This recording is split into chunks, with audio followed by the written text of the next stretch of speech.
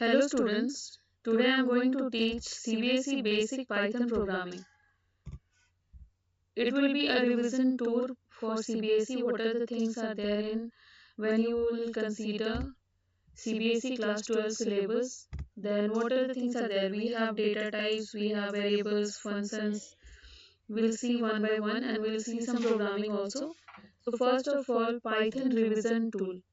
In Python revision tool, we have to study the revision of Python basics, like we have to study functions, data type, loops and conditional statement. In functions, we have function definition and invocation of function. Then we have scope of variable. In scope of variable, we need to study the local and global variable.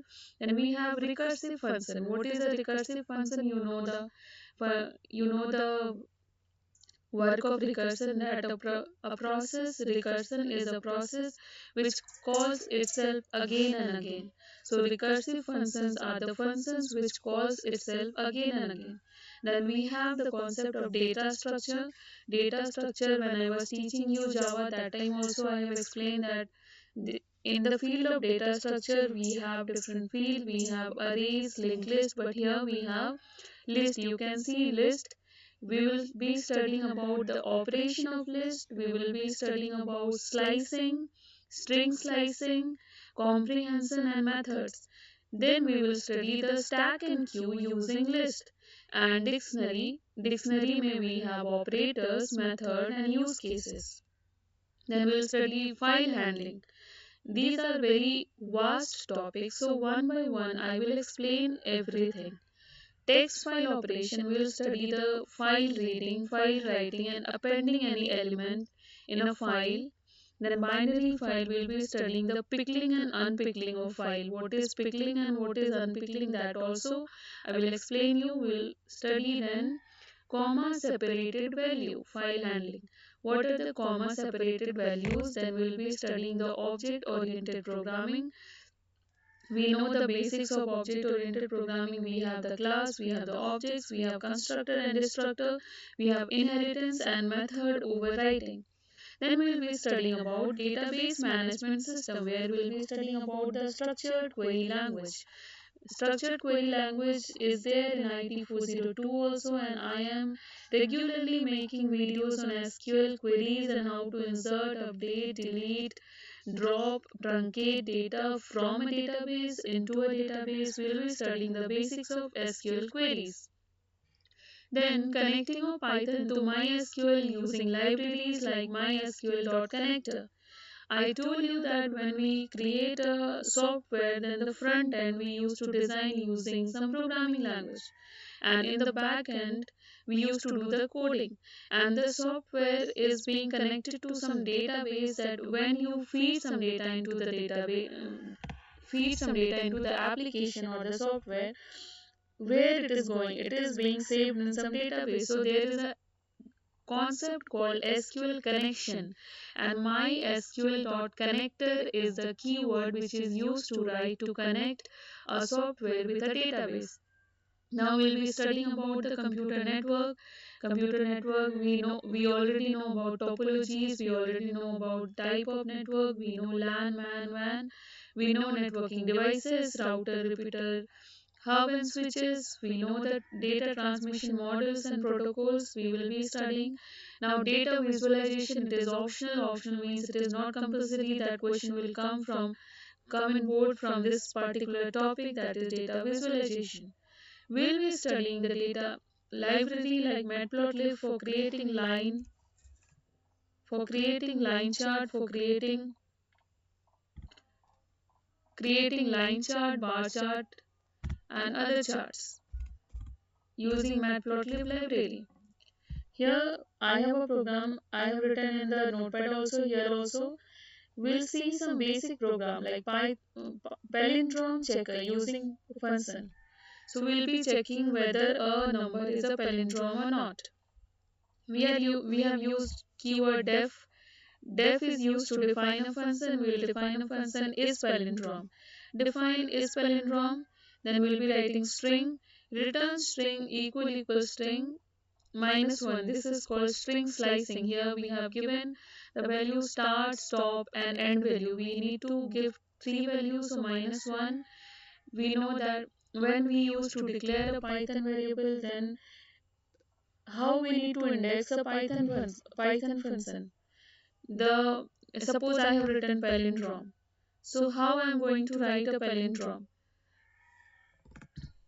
Let me take, when we see, suppose it is palindrome, so this PALINDROME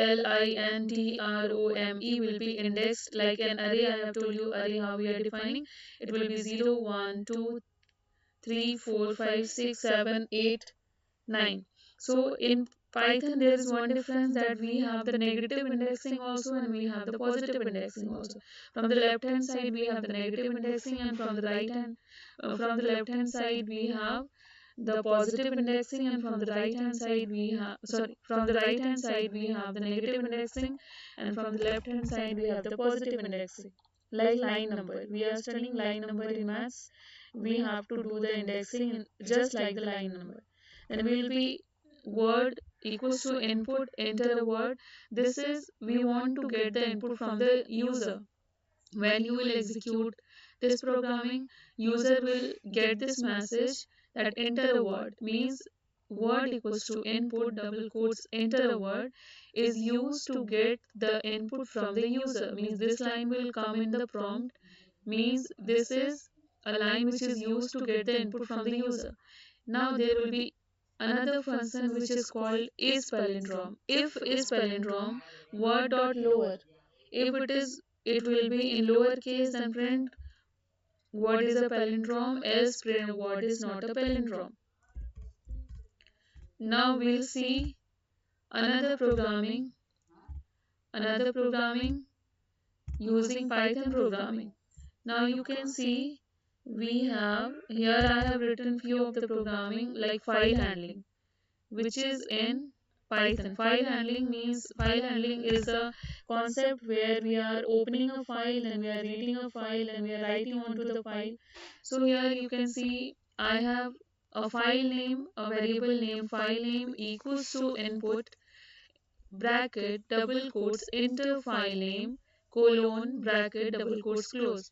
Like this you will write the first line. You need to write the name of the file. Suppose the name of my file is fap.txt. So inside double quotes I will be writing fap.txt, means I want to open fap.txt. Now I will be using try and catch exception. I told you that we have some exception handling keywords which is called try and catch. So try with open. To read a file or to write a file, we need to first of all open a file. So we will use with open file name read r for read as file.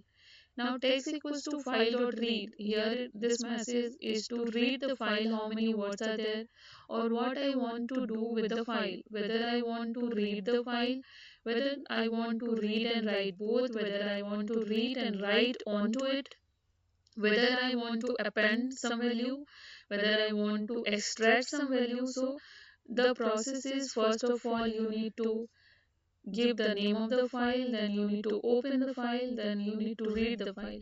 Then word equal to text dot split means now it will split, divide the file into different part and print f, print bracket f double quotes number of words in the file is length word. Length word will find the length of the word. It will be middle bracket length words, middle bracket close double quotes. Except file not found error. If file not found, if file is not there, then print file is not found. So like this you need to write. How you need to write? Again we need to revise that there will be a file name, then equals to input enter file name. Try catch you need to use. Try with open, we need to open a file. File name R for read as file, text file dot read, then word text dot split, print, we need to print how many words are there in the file. For this we need to count the length of the word. So this is one of the concept of file handling. Now we'll be discussing another concept in Python. I told you that we'll be doing revision of Python programming class 12. So we have the concept of stack and we have the concept of queue. What is a queue? When we go to book a ticket, then we are standing with a queue. Means first come, first serve basis. But when we are dealing with the concept of stack, then it is last come, first serve. Last, last in, first out. It is LIFO. Means like when we are arranging the books, then the book which we will keep first will be removed at last. So to define stack, we will be defining a variable stack equals to this sign. This is used to define, means how many words I want to define in a stack. Define push. In stack we have to use in stack we need to do three operation: push, pop, and display. Push means whether I want to push an element over the stack. Pop means whether I want to remove the element, and display means whatever element is there I want to display.